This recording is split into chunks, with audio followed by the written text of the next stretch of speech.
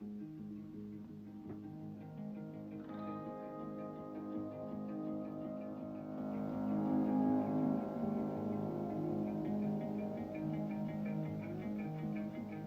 that, see how? Yeah.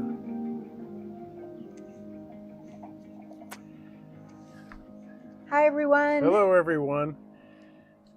We have some health updates, right? Yes, we Yeah. do. So we wanted to talk about. We've each had recent issues. It started with me, I think, right? Yes. With Well, it. it kind of started with COVID last Yeah. summer, at the Yeah. end of the summer. Yep.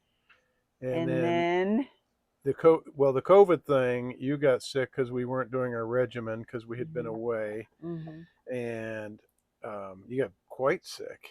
Yeah, Yeah. it The was flu. unbelievable. And then we got through that, and you were recuperating over time. And then I had a hernia, Yep. an inguinal hernia. And so we talked about that. You're healing up well. And it was on the right side. I explained that I learned it was 25% of males, a smaller percentage of women will get an inguinal hernia in their lifetime. A lot of them happen in adolescence. What happened to me right at about 60, just before I turned 60. You're such a baby. And I am a baby. I had never been in surgery before. Yes. And You have been in surgery, but you didn't get put to sleep or put under. I had my toe amputated. Yes. Yeah. I was while aware. he was awake and that watching. was fine because I was awake, and that going under terrifies me. Yeah. So anyway, I had all that done. It was quite an ordeal, and everybody said, "Oh man, I had it done. I was fine in days, or I was No completely pain normal in up 3 weeks. walking. Yeah. A little bit of pain after the surgery, but that healed, and that wasn't my experience. But now I've slowly healed. It's been 6 months. I still have some pain down there in what they call the spermatic cord. Just a little discomfort. Just a little discomfort. Yeah. And it's not anything where it feels like it's fused to my intestines or anything. There can be some real complications, but they're rare. And I think I'm fine. I think it's just taking a while to heal to where all that discomfort goes away. Mm-hmm. And if I do something vigorous, you feel it for a little while, right? Yeah. Yeah. If I act like a real chimpanzee, I get in trouble. So now, 6 months to the date, he has another inguinal hernia. I busted another gasket. Damn it. So now the other side, the left side. And so we're going in the poorhouse. We need to fix. Right? Yes. Because we're self-insured, and it's just been like, okay, it's your turn to pay now, guys. Yeah. Okay, so, but before that, before my second hernia. There's a little spider crawling. Yeah, I felt that. Before my second hernia, my girl goes to the dermatologist, which you all should. Oh. And by the way, we've had a few people that have come on these videos where we're talking about supplements and health things, and there's just a few people out there that are like, don't talk about that. You are not doctors, and we just share what we've experienced because we want to help if we can help. Yeah, if you don't like it, you can always go watch something else. And that's why we like interacting with you all, because you help us. You give us great ideas. So much. Like one of the things we're going to talk about. Yes. But while we're on the subject of my hernia, and I want to go to your thing quickly, I will show you. I don't know if you can see that, but I used to have an Audi. I'll do an insert. Major Audi. A pretty big Audi since birth. Yeah. And it was very sensitive. I no longer have the sensitivity. I no longer have the Audi. Well, that was an umbilical hernia that they fixed.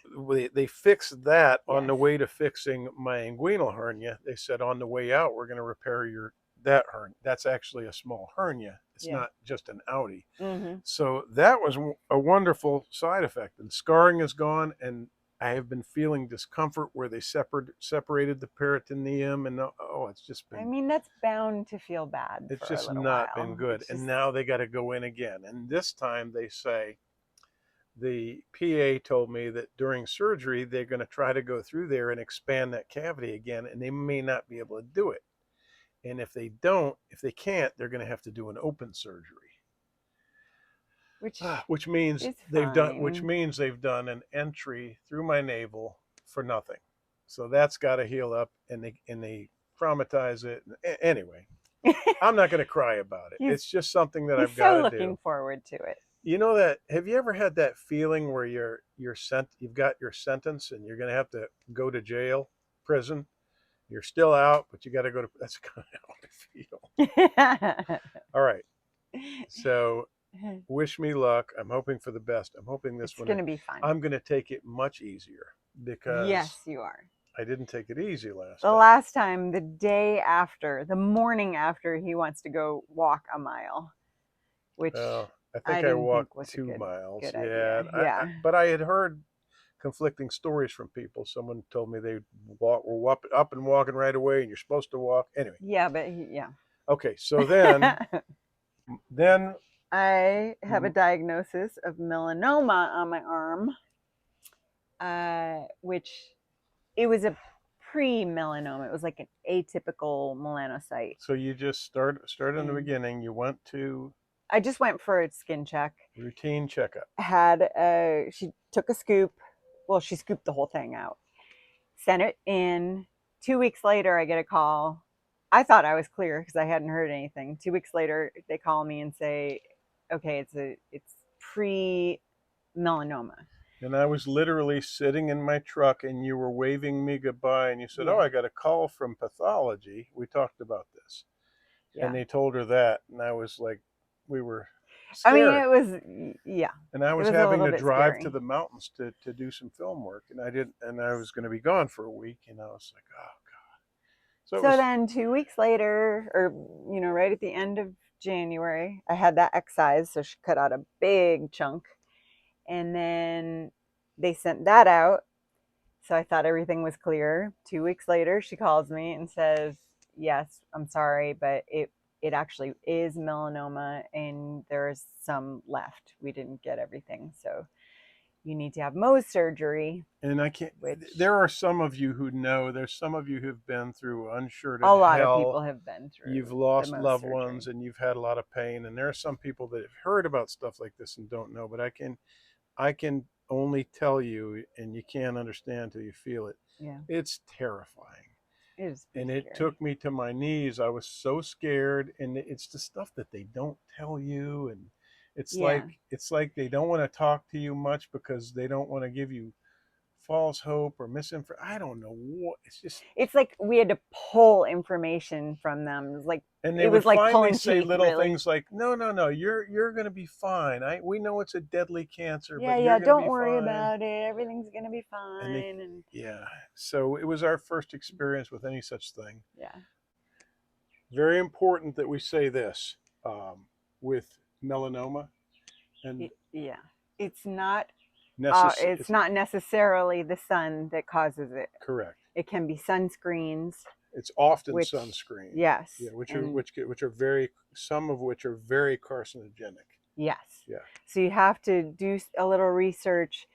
There are a few ingredients. Actually, there are quite a few ingredients that are not good for your skin, your body, nothing. Just look it up. So yeah, look it up and get the kind that are natural. Your skin is like a porous membrane, and things do go through it. Bad things, good things, and so this is evidenced in the case of melanoma with people getting it on the soles of their feet and inside of their mouths and their ear canal, and where the sun don't shine. Exactly. So bear that in mind, because everybody says as soon as they hear about her story, well, you need to stay out of the sun. Well, you need sun. You need sun to fight cancer. Absolutely. It's so true. Which is the irony. So true.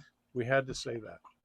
But you went through the Mohs surgery. Then I went back for the Mohs surgery. That was lovely. But explain that a little bit too, because first of all, the first dermatologist wanted to do another surgery, excision, and send that to the lab and leave her open. Did you say that? She said we're going to do Mohs surgery, and what we do is we cut what we think we need to cut, send you home with it open. We just put a bandage on it, And then you come back the next day and we either sew you up or we numb it again. And, well, they numb it That's either way, but, nuts. That is and nuts. then take more, So send that out so that it could take days. It could know take a week. this: if you are told you have to have Mohs surgery for melanoma or carcinoma, whatever kind of skin cancer, go to, our advice is to go to it, find a doctor who does the lab work right there. It's a Mohs surgeon.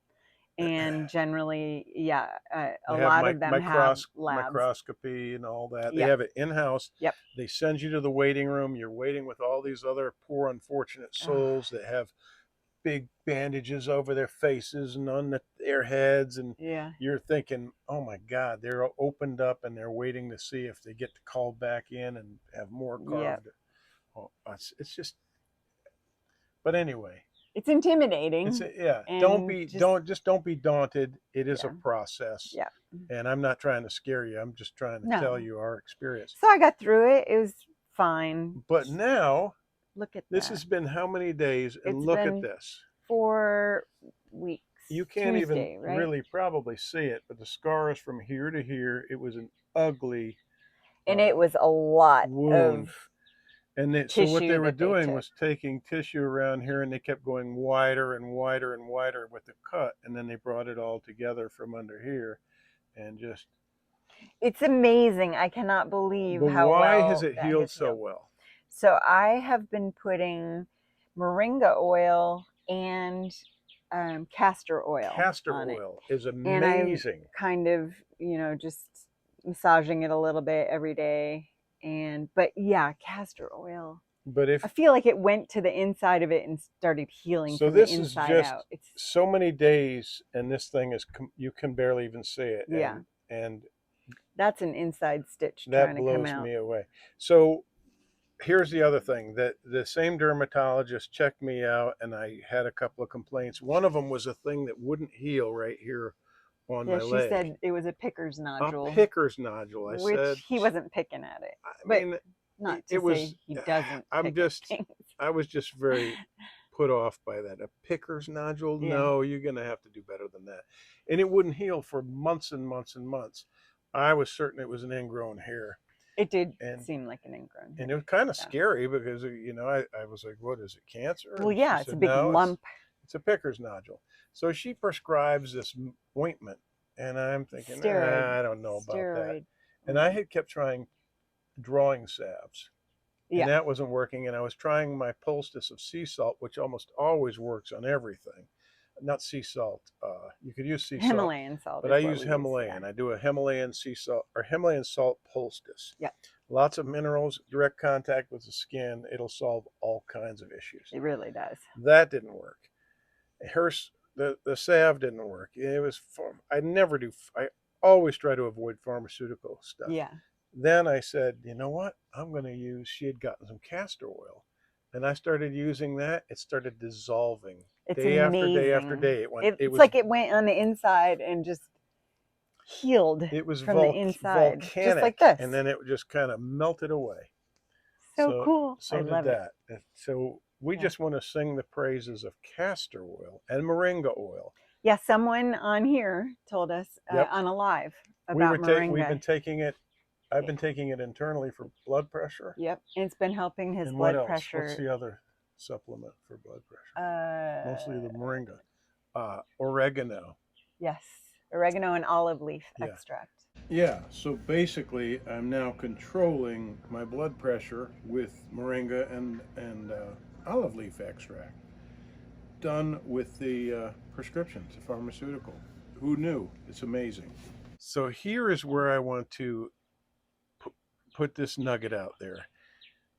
I think a phenomenon has occurred with modern pharmaceutical, and that phenomenon is it caused us to shift away from holistic healing almost entirely in the West. And I've talked now about everybody this. just expects a pill to heal everything. This is where those few people get angry. It's like they are servants to the pharmaceutical industry. And I think they're indoctrinated. I think that we have been trained to go get a pill or a shot or something, some over the Just like fix counter me quick. thing that profits the drug companies, instead of going to holistic healers and seeking out nutritionists and the like. Yep. There's a reason it's happening. So get to the root of the cause so that you can get rid of the whole thing instead of just putting Band-Aids on and trying to get rid of symptoms. But that problem I occurred know you've because, heard it a million times before. as I've said before, the problem is not that doctors and pharmacy and all that were bad in the beginning. It's that they were awesome.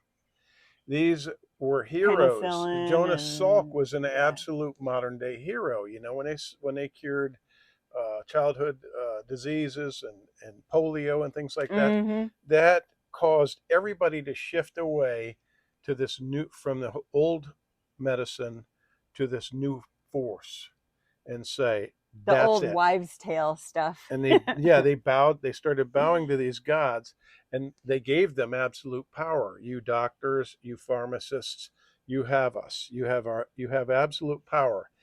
And what happens with absolute power? People get It greedy. corrupts. Absolute power corrupts absolutely, always. That's not to say there aren't really good a people that are million trying to help other beautiful, people. wonderful Yes. healers out there, doctors, MDs, DOs. Yep. They're out there. There are lots of them. Great nurses. There are true humanitarians out there, and even in the pharmaceutical industries, they are healing all kinds of problems. Absolutely. Look at ivermectin. Yeah.